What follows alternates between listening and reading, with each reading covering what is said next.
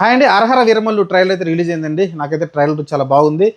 చూసుకుంటే మీకు మంచి మంచి షాట్లు ఉన్నాయి. అలానే చాలా యాక్షన్ సీన్స్ ఉన్నాయి కనిపిస్తుంది. అలానే చాలా గ్రాండియర్‌గా కనిపిస్తా ఉంది. ఎందుకంటే ఈ సినిమా ఎప్పుడో స్టార్ట్ అయింది. కానీ చాలా కారణాల వల్ల సినిమా అయితే ఆగుతూ వచ్చింది. అండ్ రాజకీయాల కారణాల వల్ల, కొంత కోవిడ్ వల్ల సినిమా ఆగుతూ వచ్చింది. ఎవరైతే నిర్మాత ఉన్నారో చాలా ఇబ్బందులైతే పడ్డడం చూసాం. మనమైతే ఏఎం రత్నం గారైతే ఫైనల్‌గా అయితే ఈ సినిమా అయితే జూలై 24 తారీఖున రిలీజ్ కాబోతుంది. ఇంక ట్రైలర్ చూసుకుంటే మీకు చాలా ఇంప్రెసివ్‌గా అనిపించింది. కొన్ని కొన్ని మంచి షాట్‌లయితే పడ్డాయి. ఏదైతే ఫైట్ సీన్స్ ఉన్నాయో, ఆ ఫైట్ సీన్స్‌లో స్లో మోషన్‌లో ఆ బాణం వచ్చినప్పుడు మొఖం మీదకెళ్ళిన అది కావచ్చు, లేకుంటే మిగతాది బల్లెంతో చేసే విన్యాసాలు కావచ్చు, కొంచెం ఎక్స్ట్రార్డినరీగా అనిపించినియి. కానీ కొన్ని కొన్ని షాట్‌లయితే మనకి చాలా ఆర్డినరీగా కనిపించింది. అంటే 2 విధాలుగా కనిపిస్తుంది. కొన్ని కొన్ని షాట్‌లేమో ఎక్స్ట్రార్డినరీగా కనిపిస్తా ఉంది. ఆ విజువల్స్ గాని అయన్నీ. కొన్ని కొన్ని షాట్‌లు చాలా చాలా ఏదో ఈజీగా తీసినట్టు, లేకుంటే వీఎఫ్ఎక్స్ ఇంకా టైం ఉంది కాబట్టి ఇంకా కంప్లీట్ చేస్తారేమో. ప్రస్తుతం కొన్ని కొన్ని షాట్‌లేమో ఆర్డినరీగా కనిపిస్తున్నాయి. మరి ట్రైలర్‌లో మరి సినిమాలో కూడా అలానే ఉంటే మటుకు కొంచెం ఇబ్బంది కలుగుతుంది ఆ పోర్షన్ వరకు.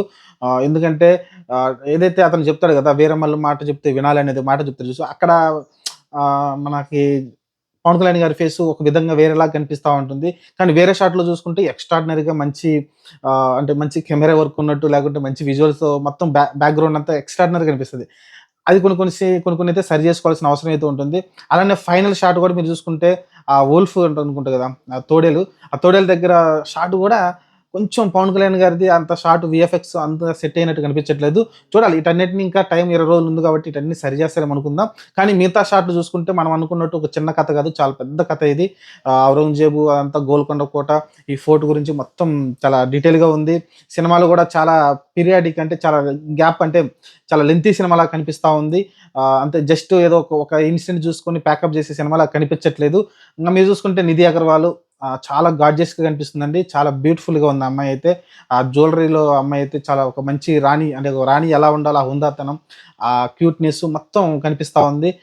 అమ్మాయి కూడా బాగా కనిపిస్తా ఉంది సినిమాలో అయితే. చూడాలి. ప్రస్తుతానికైతే యాక్షన్ షాట్స్ చాలా వరకు పవన్ కళ్యాణ్ గారు చేశారని అంటున్నారు. అలానే ఒకటి మర్చిపోయిన, గుర్రం షాట్ కూడా బాగుంది. ఆ గుర్రం షాట్ కూడా మంచిగొచ్చింది.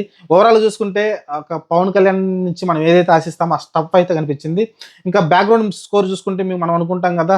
మన ఎస్ఎస్ రాజమౌళి తప్ప కీరవాణి ఎవరికి మంచి మ్యూజిక్ ఇవ్వరనుకున్నాం. ఇక్కడ చూసుకుంటే మీకు స్టార్టింగ్ ఒక 1 ½ మినిట్ వరకు నాకైతే కొంచెం ఆర్డినరీగా అనిపించింది మ్యూజిక్కు.